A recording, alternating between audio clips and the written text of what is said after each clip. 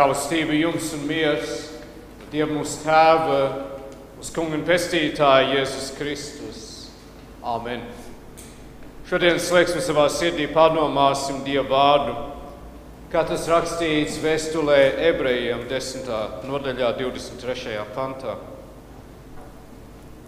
Turēsimies nešaubīgi pie cerības apliecināšanas, jo uzticams ir tas, kas apsolīs.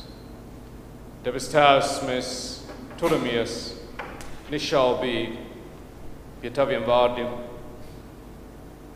Mēs apliecinām un ticam, ka Tavi vārdi ir un paliek vienīgā mūžīgā patiesība.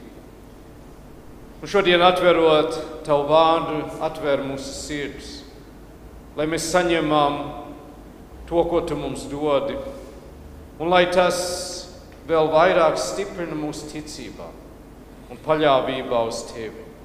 Mēs pateicamies par Taviem vārdiem un izlūdzamies Tavu svētību Jēzus vārdā. Āmen.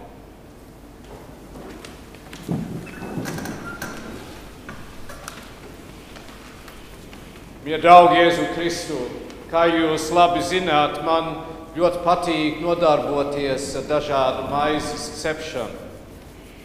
Un lielākā daļa no jums, ja ne visi, esat baudījuši manas ceptās maizes.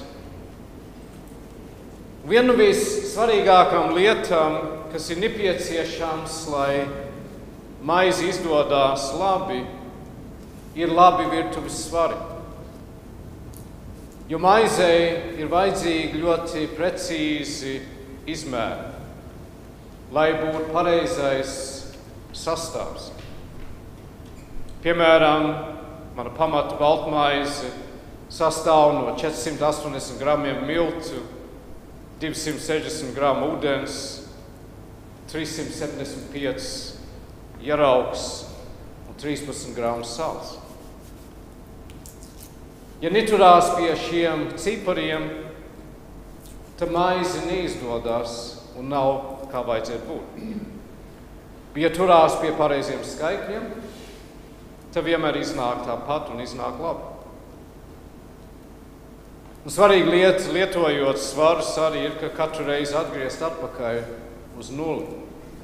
Citādi atkal skaitlis nebūs pareizs.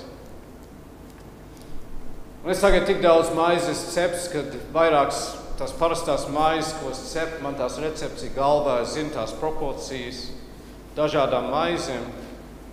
Bet es vienmēr tomēr, pirms es sāku, vai kamēr es daru, es paskatos uz sarakstu. Jo es neuzticos savai atmiņai. Kādreiz lietas aizmirstās, kādreiz sajūg skaitļi, jo ir bišķiņ savādāk starp dažādām maizēm. Un ir ļoti nepatīkami pielaist kļūdu, jo tad maize aiziet bojā.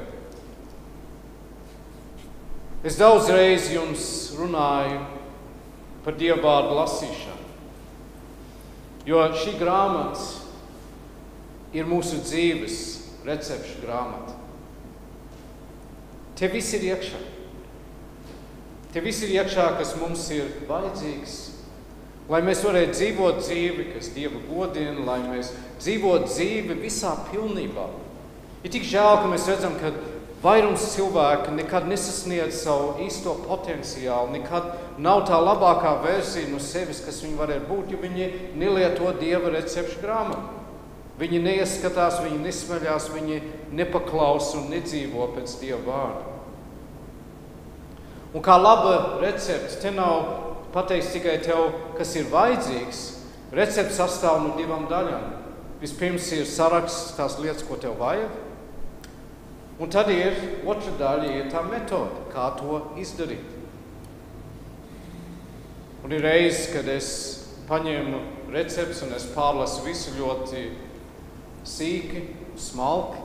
Tad ir reizes, kad es jau zinu, ja es zinu apmēram, es tikai uzmetu acis un paskatos un atgādinu sev tos izmērus un to procesu. Un ir tāpat ar Bībeles lasīšanu. Ir kādreiz svarīgi vienkārši ātri paskatīties, atsvaidzināt atmiņu, par ko Dievs saka. Un tad ir reizes, kad ir labi iedziļināties un kārtīgi izpētīt un sagremot un uzņem to, kas tur ir rakstīts. Pēdējā laikā es esmu diezgan daudz domājis par mūsu dievkalpojumu kārtību, par mūsu liturģiju. Un cik skaisti un bagāts tā ir, ja mēs tā īsti iedziļinājamies un izsekojam, kas notiek mūsu dievkalpojumā.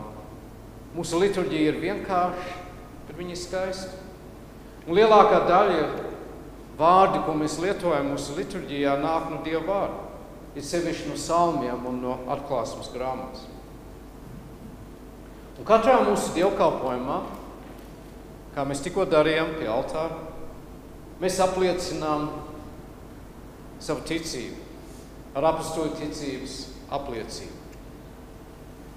Ticības apliecība ir tāds kopsavilkums, kas īsi un precīzi izsaka tās pamatlietas, kam mēs ticam. Un es atradu ļoti interesantu citātu no Nilaiķa mācītāja profesora Dr. Robert Feldman, kas audzināja tik daudz jaunas mācītājas Latvijā.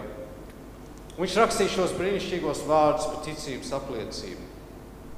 Ticības apliecība ir kā zelta kauss, kas iesmēlis sevi visu, kas vien šai vārdā ticība ir ietverams. Tas ir reizēs saturs, virziens, uzdevums un ceļš, kurā mēs ejam. Katrs ticīgais cilvēks piepilda un apliecina ticību atkal par jaunu. Mēs ticam, un mūsu ticības virziens ir uz Dievu, viņa varenības noslēpumā, spēkā. Tas ir tas pats, kā skolas bērnam abets, ar kuras palīdzību viņš saprot rakstu. Kā reizes rēķins, kas dzīvē tūkstoškārtīgas gadījumos atkal lietojumu vērtību un nozīmi. Ticības apliecība ir dvēseles garīgā gramatika. Tajā ir parādīts likumības, kas ir jātic un kā ir jātic, ko tas dod un kāpēc mēs pie tā turamies. Šie it kā sausie teikumi ir nepieciešami, lai pareizi rakstītu un saprastu rakstītās dievišķās gudrības noslēpumus. Tik tālu Feldmans. Man ļoti patīk, ka viņš sacīja, ka ticības apliecība ir kā ābets vai kā reižu rēķins, kas dzīvē atkal un atkal ir noderīgs un kas atrod lietojumu vērtību un nozīmi.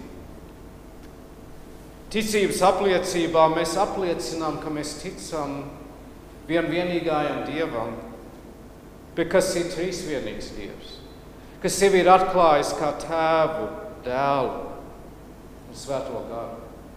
Mēs ticam uz Dievu, kas sevi mums ir parādījis caur savu dēlu Jēzu Kristu.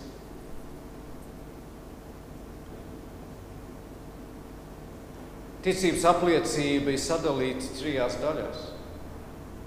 Un katrs sadalījums, katra daļa apliecina ticību uz vienu no šiem 3 locekļiem svētā trīsvienībā. Es ticu uz Dieva Tēvu, es ticu uz Dieva Dēlu, es ticu uz Dieva Svēto garu. Un ir daži teikumi par katru. Un ir pateicis mums tās galvenās lietas. Ja kāds tev uzprasa, kam tu tici, tu vari atbildēt ar ticības apliecību. Tur viss ir pateicis. Un pats pirmais teikums. Es ticu uz Dievu Tēvu, visu valdītāju, debesu un zemes radītāju. Te tik ļoti daudz ir pateikts. Dievs Tēvs ir visu valdnieks, visu radītājs, viss no viņa nāk, un viss no viņa ir pilnīgi atkarīgs. Un ir veselīgi un svētīgi, ka mēs šo patiesību sev atgādinām atkal un atkal. Jo tas ir pamats visai mūsu dzīvei. Pirmais pants svētajos rakstos jau to izsaka. un dod pamatu visai mūsu dzīvei un ticībai. 1. pants, 1. Mūzes grāmatā, 1. nodaļā, 1. pants. Iesākumā Dievs radīja debesis un zemi. Un ja mēs dzīvi, kā lielākā daļa cilvēku pasaulē, neskatām caur šo logu, tad mūsu dzīve aizies greizi.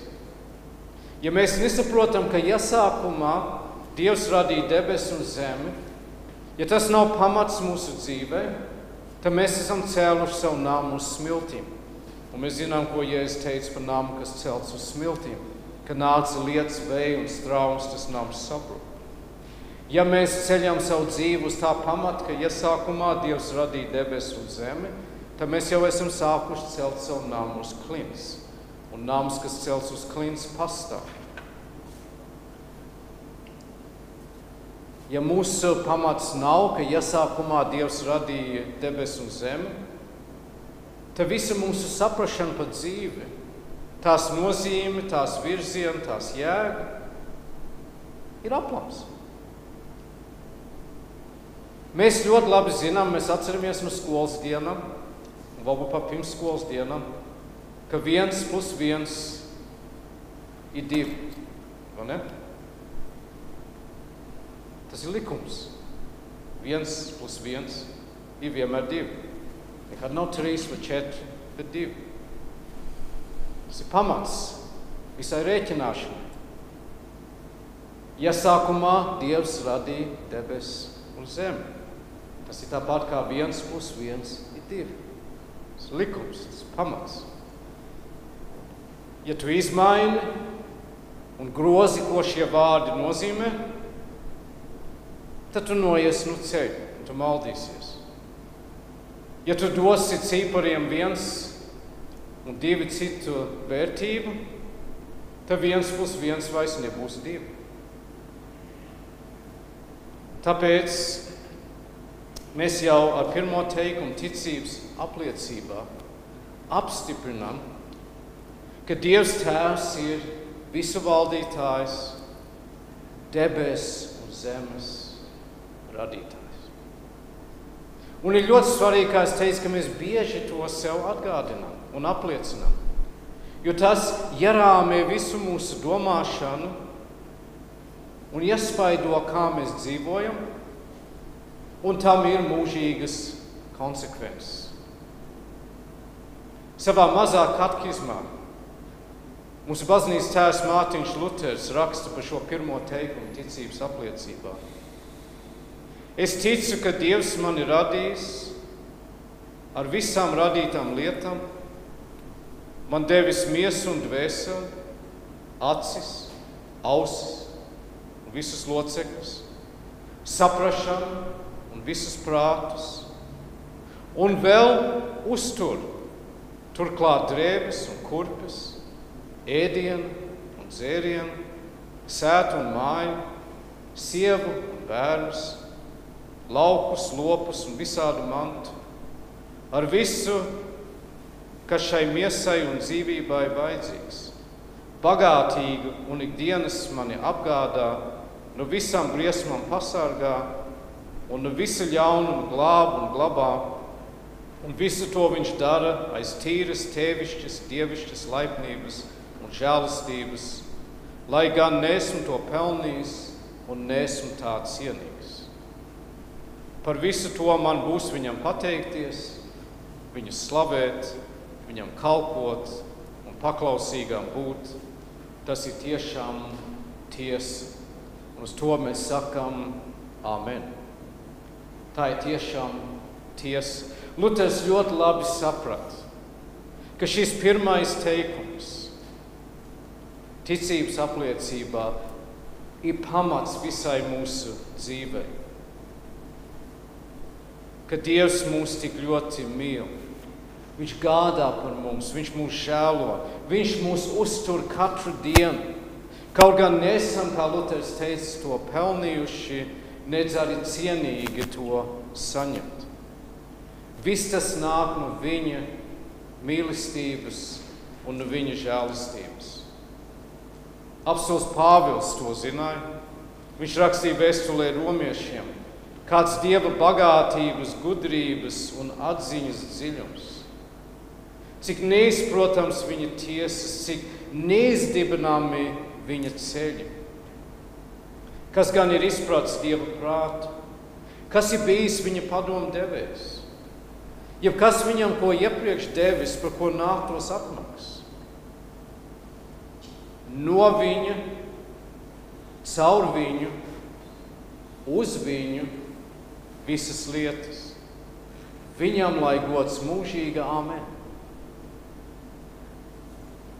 No viņa, caur viņu, uz viņu visas lietas. Viņam lai gods mūžīgi. Kad mēs, mīļie draugi, to saprotam, ka mēs saprotam, ka no viņa, caur viņu, uz viņu visas lietas, ka mēs to saprotam, tad svētīgi mēs esam. Tad ir, kā mēs dzirdējām dievkalpojuma sākumā, Jēzus vārdu, jūs atzīsiet patiesību un patiesība darīs jūs brīvus. Kad mēs īsti saprotam, ka no viņa, uz viņu, caur viņu visas lietas, tad mums ir milzīga brīvība dzīvot, un mēs esam brīvi arī nomirt. Jo mēs saprotam, ka Dievs ir pāri visām lietām, ka mūsu laika stāv nevis kaut kādā neredzamā liktenī, nē, bet mūžīgā Dieva rokās. Mūžīgā Dieva rokās. Un viņš visur ir. Viņš visu spēj. Viņš visu zina. Un viņš tevi mīl ar nesatricināmu mīlestību. Ar mīlestību, ko neviens nevar salauzt. Nekas nav lielāks par viņu, nekas nav spēcīgāks par viņu. Un ir tās reizes, ka mēs ļaujam, lai apstākļi vai notikumi mūsu dzīvē apēno šo patiesību. Tās ir tās reizes, ka mēs noejam no ceļa. Tās reizes, ka mēs iegrimstam depresijā, kur mums nevajadzētu būt. Jo mēs vienkārši zaudējam skatu, mēs atļaujam, lai notikumi mūsu dzīvē apēno šo patiesību. Nekas nenotiek bez viņa ziņas. Mūsu matī ir izskaitīti. Dievs zina, cik mums katram ir. Putniņš no debesīm nekrīt bez viņa ziņas. Un tas ir kāpēc ir tik ārkārtīgi svarīgi. Ka mēs regulāri atgādinām sev šo patiesību. Man patīk ne tikai svētdienā noskaitīt ticības apliecību, man patīk to darīt savās lūkšanās no rītiem. Kad es vēršu savu skatu uz Dievu, es atgādinu sev, kam es ticu. Un tas dod pamatu un virzienu dienai. Tas ir kāpēc mēs regulāri apliecinām savu ticību. Mēs atgādinām sev, kas Dievs ir. Cik ļoti viņš mūs mīl. Un ko viņš mūsu labā ir darījis. Un tieši tādēļ mūsu pamatteksts šodien saka, turēsimies nešaubīgi pie cerības apliecināšanas, jo uzticams ir tas, kas ir apsolījis. Turēsimies pie Dieva receptes. Nemainīsim tos skaitļus, nemēģināsim kaut ko sagrozīt, bet turēsimies pie tā, kas ir rakstīts. Un mēs būsim uz pareizā ceļa. Un dzīvē mums būs miers, mums būs prieks, mums būs ticība, mums būs cerība, mums būs mīlestība. Un mēs varam dzīvot dzīvi, ko es mēdzu teikt, dzīvi, kas ir augstāk par šo dzīvi. Jā, mēs baudām, mēs piedzīvojam, mēs pārdzīvojam visas tās lietas, kas notiek. Bet mūsu skats ir uz augšu, mūsu skats ir uz mūžību. Mēs saprotam, ka mēs tikai te ceļojam cauri. Un mēs zinām, ka mūsu īstās mājas ir pie Dieva. Tāpēc, mīļie, turēsimies nešaubīgi pie cerības apliecināšanas. jo uzticams ir tas, kas ir apsolīts.